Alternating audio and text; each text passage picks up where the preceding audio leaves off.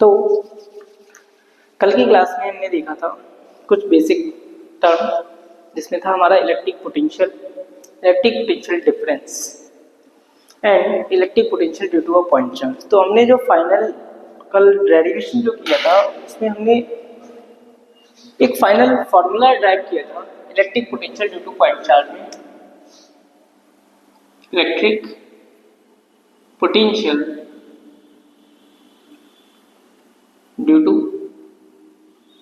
Point charge, ये जो formula हमारा ड्राइव होकर आया था वो क्या था? हमारे पास formula V is equal to K Q by are.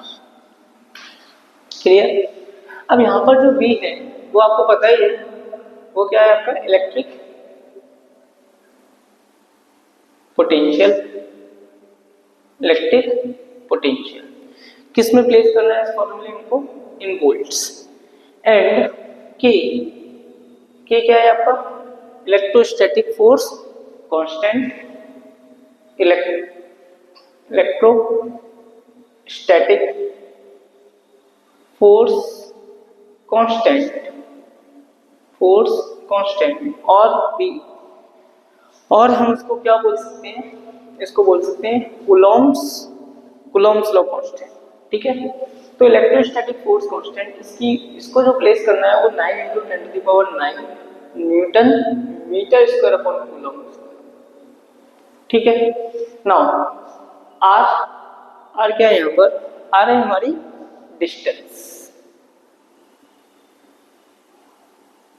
Distance from the point charge.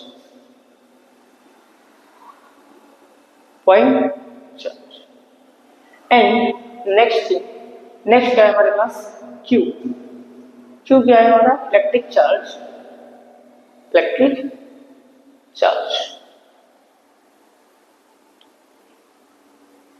तो इससे पहले हमने जो फॉर्मूलेस देखे थे, जैसे हमने एक फॉर्मूला देखा था F is equal to K Q1 Q2 upon R square and E is equal to K Q by R square. और भी थे बट इन्हीं दो से हम समझ जाएंगे। अगर हम कूलॉम्स लॉ के अकॉर्डिंग फोर्स को हम यूज कर रहे थे, फोर्स का फार्मूला यूज कर रहे थे, तब हम इस फॉर्मूले में चार्जेस के मैग्नीट्यूड को कंसीडर करते थे, साइन को कंसीडर नहीं करते थे। ऐसे ही हम यहाँ पर इलेक्ट्रिक फील्ड के जब फॉर्मूले को हम यूज करते हैं तो हम यहाँ पर भी चार्ज के मैग्नीट्यूड को कंसीडर करते हैं, इसके साइन को कंसीडर नहीं कर सकते, क्योंकि ये हमारी जो है दोनों क्वांटिटी कैसी क्वांटिटीज है? हमारी वेक्टर क्वांटिटीज। दोनों ही क्या है? हमारी वेक्टर क्वांटिटीज। बट अगर हम इलेक्ट्रिक पोटेंशियल की बात करें तो इलेक्ट्रिक पोटेंशियल जो है हमारा वो है हमारा क्या? इलेक्ट्रिक पोटेंशियल जो है हमारी वो स्केलर क्वांटिटी है। तो जब हम चार्ज की वैल्यूज को प्लेस करेंगे तो हम सिर्फ यहाँ पर मैग्नीट्यूड की बात नहीं करेंगे, हम यहाँ पर इसको विद साइन प्लेस करेंगे किसी भी फॉर्मूले में, विद साइन। ठीक है, तो ये कि यहाँ पर एक इंपॉर्टेंट पॉइंट था। ठीक है, अब इसके आगे चलते हैं। इसके आगे हमने दोनों ही फॉर्मूले देखे हैं। एक फॉर्मूला हमारे पास ये है V is equal to K Q by R, electric potential का formula V is equal to K Q by R. And इससे लास्ट चैप्टर में हमने एक फॉर्मूला स्टडी किया था electric field due to a point charge. तो electric field due to point charge का formula हमारे पास क्या था? E is equal to K Q upon R square. अगर हम इसको ऑब्जर्व करें, ठीक है, इस फॉर्मूले को अगर ध्यान से ऑब्जर्व करें तो इलेक्ट्रोस्टैटिक फोर्स कांस्टेंट है, वो आपका कांस्टेंट रहेगा। और हमारे पास जब चार्ज क्यू है तो अगर हम चार्ज की सोर्स चार्ज जो है अगर हम उसकी वैल्यूज को चेंज नहीं करते हैं तो वो भी क्या है? हमारा कांस्टेंट हुआ। तो इसका मतलब जो पोटेंशियल है, इलेक्ट्रिक पोटेंशियल, वो इनवर्सली प्रोपोर्शनल है किसके? डिस्टेंस के। लेकिन अगर वही चीज हम यहाँ देखें, इलेक्ट्रिक फील्ड में देखें, तो यहाँ पर के कांस्टेंट, क्यू कांस्टेंट, तो यहाँ से एक कॉन्सेप्ट है। क्या कॉन्सेप्ट है यहाँ पर? कि जो आपकी इलेक्ट्रिक फील्ड है किसी भी पॉइंट पर, ठीक है, वो इनवर्सली प्रोपोर्शनल है किसके? Square of the distance. ठीक है, तो इन दोनों फॉर्मूले से इन दोनों फॉर्मूले से थोड़ा सा हमें डिफरेंस पता चल रहा है कि जो इलेक्ट्रिक पोटेंशियल होता है किसी भी लोकेशन पर, किसी भी पॉइंट पर, वो इनवर्सली प्रोपोर्शनल होता है डिस्टेंस के, जबकि इलेक्ट्रिक फील्ड जो है वो इनवर्सली प्रोपोर्शनल होता है स्क्वायर ऑफ द डिस्टेंस। तो यहाँ पर एक रिलेशन एनसीईआरटी में दे रखा है, एक ग्राफ। हम इस ग्राफ की ही बात करने वाले हैं। क्या ग्राफ है वो? E, V versus R graph, electric field potential versus R graph. तो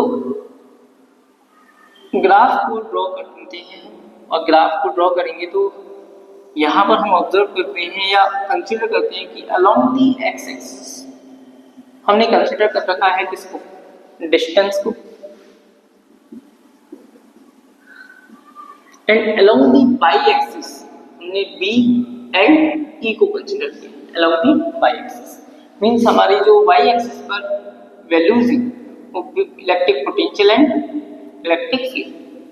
तो अगर हम इलेक्ट्रिक पोटेंशियल को ग्राफ को देखते हैं तो इलेक्ट्रिक पोटेंशियल का ग्राफ जो होगा वो क्या होगा? Inversely proportional to R. तो कुछ इस तरीके से आपका इलेक्ट्रिक पोटेंशियल का ग्राफ होगा।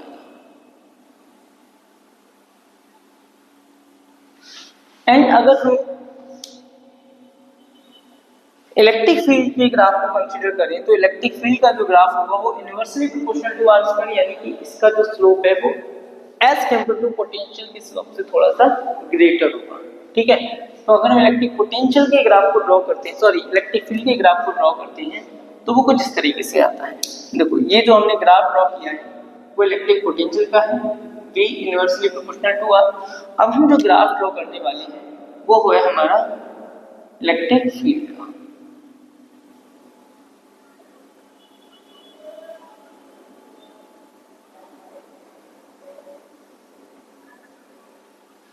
तो एक कॉमन पॉइंट आपको दिख रहा होगा जहां पर, अच्छा ये हमने जो स्लोप ड्रॉ किया है वो है E inversely proportional to R।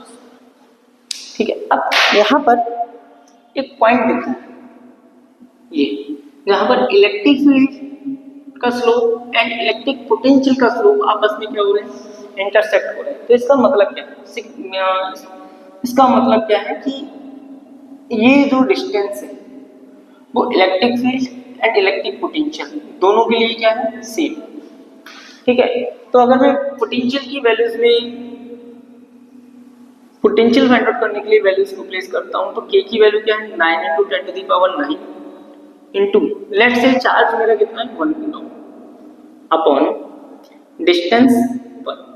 तो पोटेंशियल कितना है मेरे पास? 9 × 10⁹। वहीं अगर मैं इलेक्ट्रिक फील्ड की कैलकुलेशन करता हूं तो इलेक्ट्रिक फील्ड का फॉर्मूला क्या होता है? Q/r²। अब k की वैल्यूज को अगर मैं प्लेस करता हूं तो k की वैल्यू क्या हो जाएंगी? 9 × 10⁹ इनटू चार्ज रही सेम 1 कूलम अपॉन डिस्टेंस कितनी कंसीडर कर रखी है यहाँ पर? r को लेट्स से 1 मीटर कंसीडर कर लेता हूँ तो r² 1। तो इस पॉइंट पर जो E एंड V है दोनों की वैल्यूज क्या है मेरी? सेम। ठीक है, ये इस बात को इंफॉर्मेशन दे रहा है कि इस पॉइंट पर जो V है वो A के इक्वल है ना?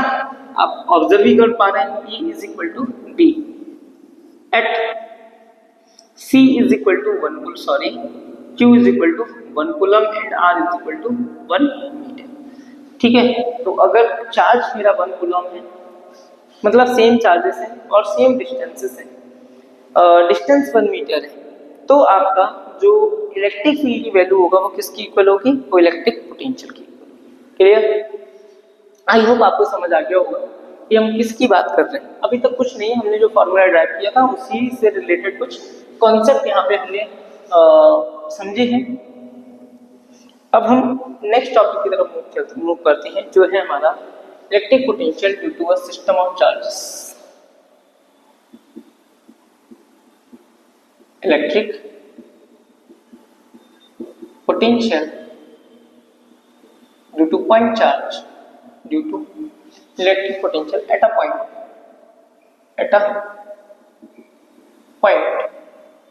due to system of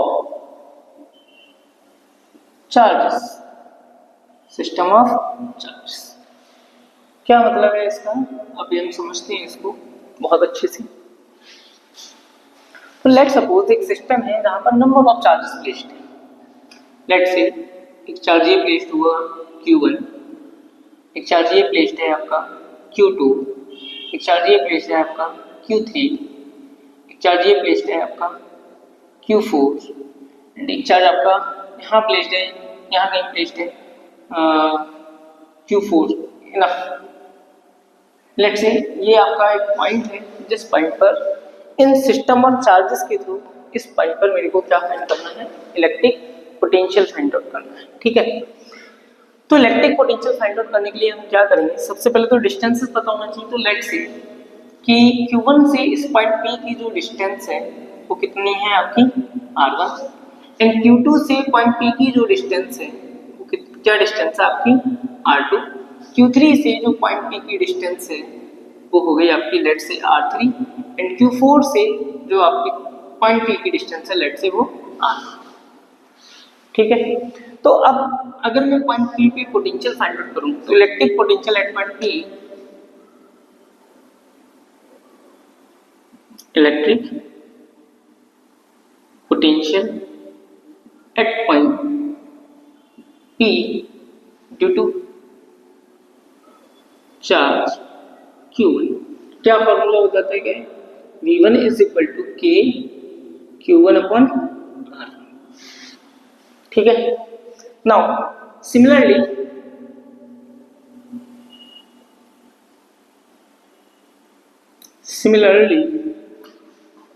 electric potential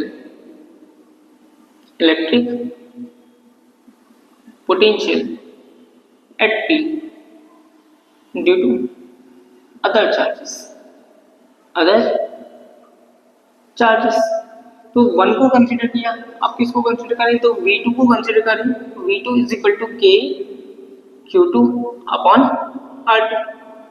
V3 को अगर हम कंसीडर करते हैं, V3 को अगर हम कंसीडर करें तो फॉर्मूला हमारा क्या हो जाएगा, V3 is equal to K Q3 upon R3।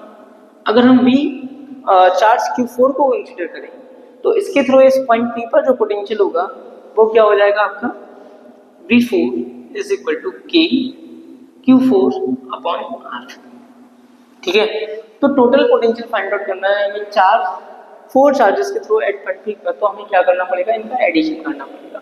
ठीक है, तो नेट पोटेंशियल या total potential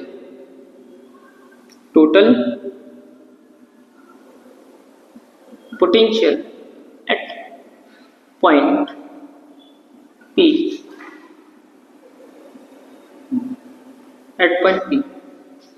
V is equal to V1 plus V2 plus V3 plus V4।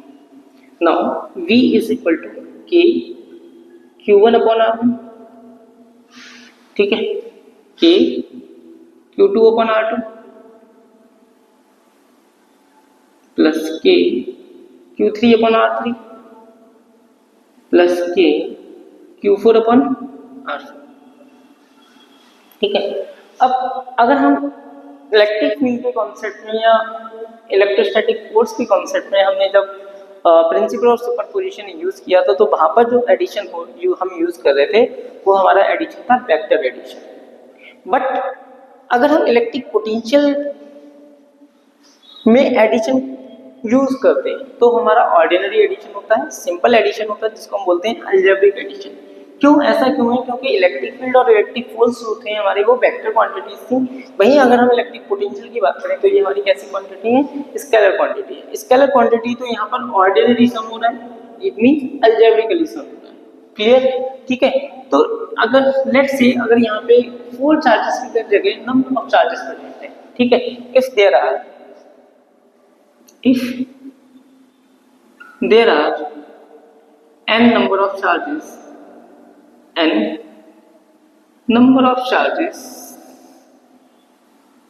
if there are n number of charges then total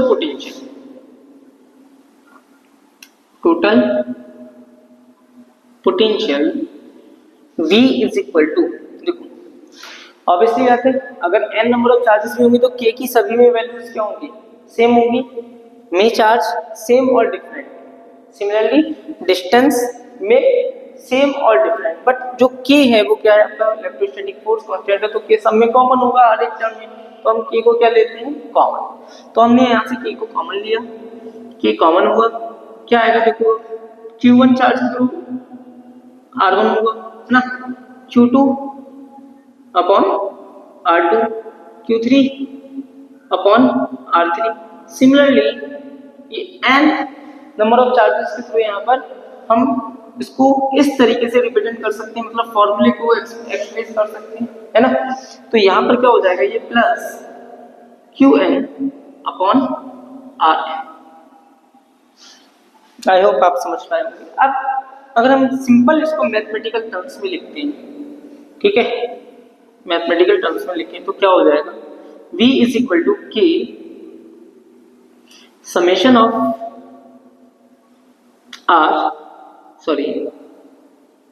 n i equal to 1। कहां से start करना है, 1 से। कहां से स्टार्ट करना है, 1 से, एंड कहां तक हमें रीच करना है, n तक। तो क्या फॉर्मूला हो जाएगा यहां से, q1 qi एंड ri। अब आप i की वैल्यूज को प्लेस करते रहें, 1 2 3 4 5 6 7 8 9 10 जितने भी नंबर ऑफ चार्जेस प्रेजेंट हैं, तो आपका ये फॉर्मूला और ये जो मैथमेटिकल एक्सप्रेशन है वो इसी फॉर्म में कन्वर्ट होगा, ठीक है।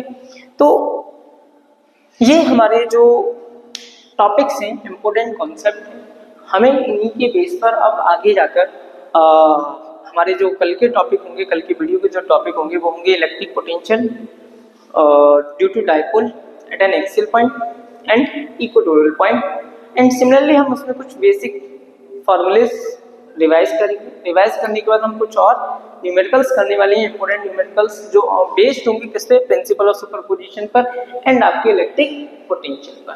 तब तक के लिए थैंक यू। अगर आपको वीडियोस अच्छी लगती हैं तो प्लीज आप लाइक एंड सब्सक्राइब जरूर कीजिएगा, और अगर कहीं पर लगता है कि आपको कुछ ज़्यादा फोकस करने की ज़रूरत है किसी टॉपिक पर मेरे को, तो आप नीचे कमेंट सेक्शन में जाके आप कमेंट भी कर सकते हैं, सो डैट मैं आपकी जो भी नीड है उसको समझ पाऊँ और उसी के अकॉर्डिंग मैं अपनी वीडियो को प्रिपेयर कर पाऊँ। इस चैनल के माध्यम से, ठीक है, मैं कोशिश करूँगा कि जितना भी CBSE का कंटेंट है वो आपको टोटल प्रोवाइड किया जाए, ठीक है, चाहे वो आपके PYQs हो, चाहे वो आपके PYQs हो, चाहे वो आपके सैंपल पेपर्स हो। मैं एक एक चीज़ यहाँ पर CBSE बोर्ड से रिलेटेड यहाँ पर कवर करने वाला हूँ, ठीक है। और हमारी कोशिश यही रहेगी कि आगे जो एग्ज़ाम है हमारा, जो जिसमें सिर्फ 12th का सिलेबस आता है, जिसको हम CUET बोलते हैं, तो उस CUET की भी प्रिपरेशन को मैं साथ साथ में आपके साथ यहाँ पर चलाता हूँ, ठीक है। Okay, thank you.